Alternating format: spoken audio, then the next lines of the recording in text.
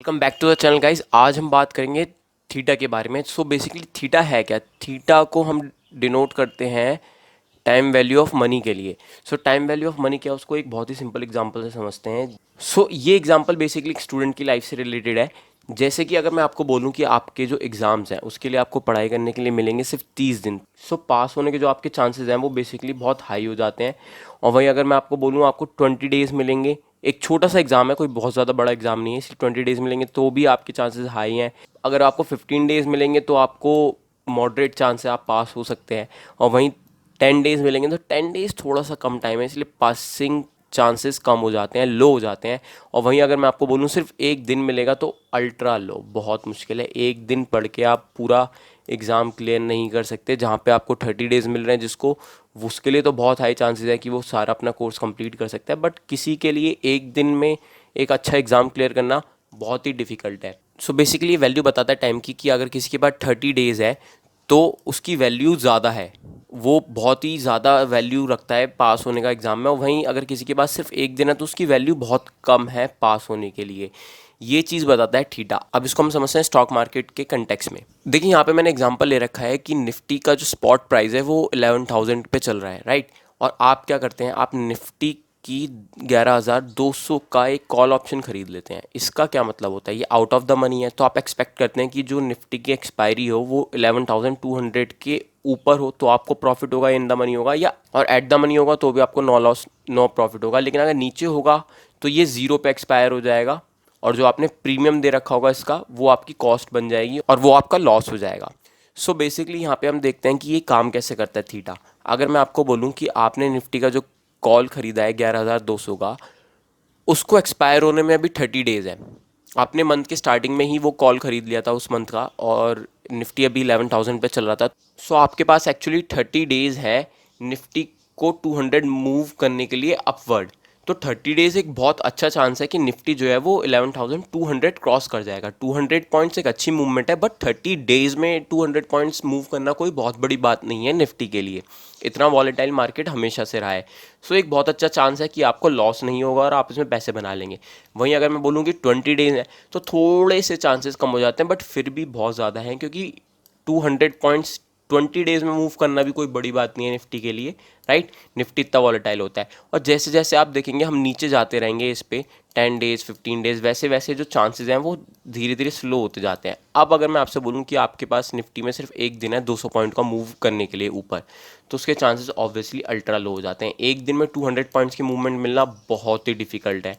1 in 10,000 वाला case हो सकता है वो, कि किसी दिन मार्केट में कोई न्यूज़ आ गई या फिर किसी तरीके का कोई डेवलपमेंट हो गया, पॉलिसी डेवलपमेंट हो गया, या फिर किसी एफआईआई ने बहुत ज़्यादा पैसे इन्वेस्ट कर दिए, तो जाके आपको 200 पॉइंट्स की मिल सकती है। इसलिए वो चांसेस अल्ट्रा लो हो जाते हैं।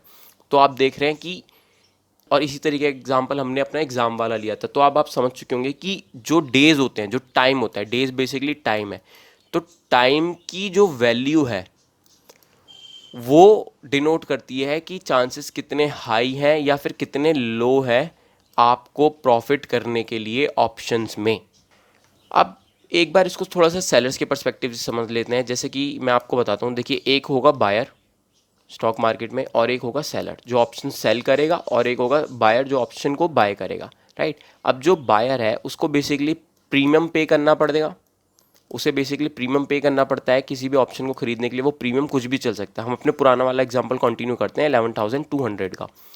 अब मैं आपको ये बता दूं, जो ये वीडियो डायरेक्ट देख रहा है वो पहले जाके स्टार्टिंग वाली सीरीज़ के स्टार्टिंग वाले पार्ट देखिए, तभी उसको समझ में आएगा कि मैं सेलर्स के पर्सपेक्टिव से जो बात कर रहा हूँ वो क्या होता है, in the money out of the money क्या है, और ये सारी चीज़ अगर आपको क्लियर नहीं होंगी तो इस वीडियो में आपको थोड़ा सा डिफिकल्टी होगी समझने के लिए। ये in the money out of the money के कंसेप्ट आप पहले पुरानी वीडियोस में जाके समझें इसी सीरीज़ के, फिर यहाँ से कंटिन्यू करें। ऑलराइट, कंटिन्यू करते हैं। ये basically out of the money की कॉल है अगर निफ्टी 11,000 पे चल रहा है तो, राइट। अगर निफ्टी का स्पॉट 11,000 पर है और आपने 200 की बाय करी है तो ये आउट। अब आपको यहाँ पे कुछ ना कुछ प्रीमियम देना पड़ेगा ऑब्वियसली। लेट से आपने 25 रुपीज़ यहाँ पे पे किया, आपने देखा 30 डेज़ है, 30 डेज़ के लिए मैं ये दे सकता हूँ। अगर ये इन द मनी हो जाती है, अगर 11,300 पे निफ्टी चला जाता है तो इसके प्राइस जो इसकी एक्सपायरी होगी वो 100 रुपीज़ पे होगी। फिर भी मैं नेट नेट 75 रुपीज़ पर कॉल यहाँ पे प्रॉफिट कर लूँगा, क्योंकि प्रीमियम तो उस टाइम पे ज़ीरो हो चुका होगा। बट मेरे पास ये 100 रुपीज़ जो ऊपर गया होगा उसमें 75 मिलेगा। चलिए फॉर द टाइम बिंग इसे छोड़ देते हैं, राइट। अभी हम देखते हैं कि सेलर्स के पर्सपेक्टिव से यहाँ पे क्या हमें देखना है। अब सेलर जो है वो बेसिकली उसके पास अनलिमिटेड रिस्क है, राइट, क्योंकि उसे प्रीमियम जो है वो ही मिलेगा, उसकी वही अर्निंग्स है, राइट, उसको इसके अलावा और कुछ नहीं मिलेगा।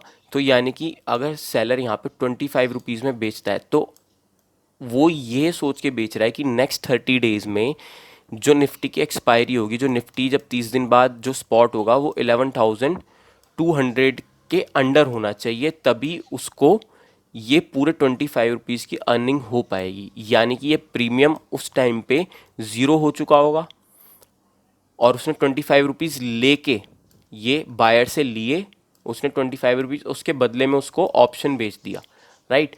तो यही उसकी कमाई है। अगर ये ज़ीरो हो जाएगा तो वो पूरे पूरे 25 रुपीज़ रख लेगा। रादर अगर ये 11,400 चला गया तो यहाँ पे ज़ीरो ना होके 200 रुपये हो जाएगा और उसको ये 200 रुपये बेसिकली एडजस्ट करने पड़ेंगे प्राइस में और उसको 175 रुपीज़ बायर को देने पड़ेंगे। तो ये उसका 175 का लॉस हो जाएगा और प्रॉफिट तो आप देख रहे हैं अनलिमिटेड रिस्क होता है सेलर के पास। तो chance of expiry in the money ये तो उसे देखना पड़ता है कि ये अगले 30 डेज में या 15 डेज में 11,200 के अंदर एक्सपायर होना चाहिए।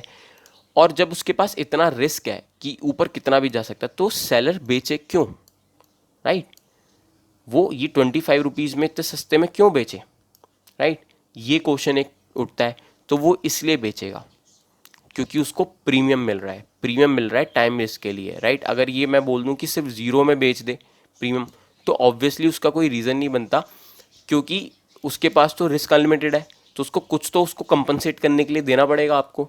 उस वो होगा basically premium for time risk. Time risk कितना है 30 डेज, 30 डेज का वो रिस्क ले रहा है कि इस 30 डेज में इसको जो है 11,200 के अंदर एक्सपायर होना है, इसके बदले में मुझे कुछ प्रीमियम चाहिए, वो प्रीमियम है 25 रुपीज़। और जैसे कि अगर ये कम हो जाएगा, अगर मान लीजिए मैं इसको कर दूं 10 डेज, तो बायर सेलर से कहेगा देखिए 10 डेज ही हैं तो आप मुझसे इतना ज़्यादा प्रीमियम नहीं ले सकते, आप ये प्रीमियम इतना लें, राइट। क्योंकि ऑब्वियसली चांसेस कम है कि ये इसके ऊपर निकलेगा 10,000 11,200 के 10 दिन में, रादर की जब 30 दिन थे तो आपका भी रिस्क कम हो गया, आप भी पैसे कम लीजिए। और ऑब्वियसली जब एक ही दिन रह जाएगा, राइट, एक्सपायरी होने में, और अगर 11,000 पे है निफ्टी और 11,200 की कॉल बाय हो रही है तो उस टाइम पे प्रीमियम भी सिर्फ 2 या 3 रुपये रह जाएगा, क्योंकि रिस्क कम हो जाएगा एक ही दिन में 200 की मूवमेंट लेने का। अब बात कर लेते हैं कि प्रीमियम डिसाइड कैसे होता है। प्रीमियम दो चीज़ों का मिक्स होता है, एक होता है टाइम वैल्यू, एक होता है इंट्रिंसिक वैल्यू। सो इंट्रिंसिक वैल्यू बेसिकली एक पॉजिटिव नंबर होगा हमेशा, या फिर ज़ीरो होगा, कभी भी नेगेटिव नहीं होगा। और ये कॉल ऑप्शन के लिए इस फॉर्मूला से निकल सकता है, पुट ऑप्शन के लिए इस फॉर्मूला से। मैं आपको एग्जांपल से समझाता हूँ, देखिए मान लेते हैं निफ्टी स्पॉट इस वक्त 11,200 पर है, राइट। तो जो कॉल ऑप्शन होगा 100 का वो इन द मनी होगा। सो ये डिसाइड कैसे होगा, स्पॉट माइनस स्ट्राइक प्राइस से। स्पॉट कितना है 11,200 माइनस 11,100, तो इसकी जो इंट्रिंसिक वैल्यू होगी वो 100 होगी। अब आप समझ गए जो लास्ट एग्जांपल में हम बात कर रहे थे कि अगर 11,200 के ऊपर चला जाएगा तो उसकी वैल्यू 100 रह जाएगी, -25 75 रह जाएगा। तो ये जो 100 आया वो ऐसे आया क्योंकि 100 ऑलरेडी इन द मनी में है, राइट। ऐसे अगर 250 का आउट ऑफ द मनी है तो वैल्यू तो नेगेटिव आएगी, लेकिन उसको हम इंट्रिंसिक वैल्यू हमेशा ज़ीरो लेंगे, राइट, क्योंकि वो आउट ऑफ द मनी जा चुका है, उसका कोई फ़ायदा नहीं है। ऐसे ही इन द मनी में अगर 11,200 पर है और पी इसका 150 पर है आउट ऑफ द मनी का, तो इसकी वैल्यू ज़ीरो आएगी इस फॉर्मूला के according, strike price minus spot, right. और अगर पी है 250 का इन द मनी, राइट, तो इसकी वैल्यू आएगी 100। बिकॉज निफ्टी इस वक्त जो है वो डाउन जा चुका है और पुट ऑप्शन का मतलब ही होता है कि हम चाहते हैं कि जो हमारा अंडरलाइन है वो हमारे ऑप्शन के स्ट्राइक प्राइस से नीचे जाए तो हमें प्रॉफिट होगा। सो हमें बेसिकली जो प्रॉफिट होगा यहाँ पे वो तकरीबन 50 का होगा, इंट्रिंसिक वैल्यू 100 नहीं होगी। ओके, ये इसको सही कर देते हैं, ये अराउंड 50 की होगी, राइट। इसी तरीके से केस वन देखते हैं। केस वन में मान लीजिए स्पॉट प्राइस इतना है, ये वार्सिटी से एग्जांपल पिक किए गए हैं और उसका स्ट्राइक प्राइस इस वक्त चल रहा है जो हम ऑप्शन परचेज करेंगे 8600, राइट। स्टेटस क्या हो गया, आउट ऑफ द मनी। इसका प्रीमियम जो है, ये एक्चुअल नंबर्स हैं, ये सारे जो नंबर्स, ये केस जो है ये बनाया हुआ नहीं है, लास्ट वाला आपको एग्जांपल समझाने के लिए था, बट ये एक्चुअल उठाया गया है उसी टाइम पे 2015 का। ये वार्सिटी से मैंने एग्जांपल्स उठाए हैं आपको समझाने के लिए। सो बेसिकली इसका प्रीमियम आप देखिए 99.4 चल रहा है। अब आप कहेंगे कि इंट्रिंसिक वैल्यू, क्योंकि दो पार्ट होते हैं, एक तो होता है premium plus intrinsic value, right. ये मिलके ऑप्शन की प्राइसिंग डिसाइड करते हैं। तो इंट्रिंसिक वैल्यू तो आउट ऑफ द मनी के हिसाब से जीरो आनी चाहिए थी, जैसे मैंने आपको दिखाया, बट फिर भी प्रीमियम जो है इसका वो 99.4 आ रहा है, राइट। तो ये ऑप्शन का प्राइस हो जाएगा। टुडेज डेट क्या है, जब ये प्राइजेस पिक किए गए हैं 6 जुलाई और एक्सपायरी होगी 30th की। देखिए अभी भी 24 दिन है, उसके बाद भी ये आ रहा है, क्योंकि जो हमारा एग्जांपल था कि 24 डेज अभी भी एक्सपायरी में है, तो ऑप्शन सेलर जो है वो कुछ ना कुछ प्रीमियम मांगेगा इसको सेल करने के लिए। इसी तरीके से एग्जांपल 2 ले लेते हैं। एग्जांपल 2 में भी स्पॉट का प्राइस ये चल रहा है, हम स्ट्राइक लेते हैं इन द मनी की। इन द मनी में प्रीमियम इतना चल रहा है, और इसमें भी देखिए 7 जुलाई 30 जुलाई की एक्सपायरी, 20 हमारे पास इस वक्त यहाँ पे आ जाएंगे 23 डेज़। तो ये मिक्स हो जाएगा, ये 160 जो है उसमें थोड़ा सा हमारा इंट्रिंसिक वैल्यू भी आ जाएगी, प्लस प्रीमियम भी यहाँ पे आ जाएगा, राइट। ये देखिए टाइम वैल्यू और इंट्रिंसिक, ये दो चीज़ें यहाँ पे आ जाएंगी, इन दोनों का मिक्स करके ये 160 आया होगा, क्योंकि ये ऑलरेडी इन द मनी है। ऐसे थर्ड केस देखते हैं। थर्ड केस में क्या है, सिर्फ एक दिन बचा एक्सपायरी से। देखिए time to expire only 1 day, strike 190 का लिया है हमने, स्पॉट चल रहा है, ये किसी स्टॉक का एग्जाम्पल है 179 का, स्पॉट 179 चल रहा है, और उसके बाद प्रीमियम जो है वो 30 पैसा है।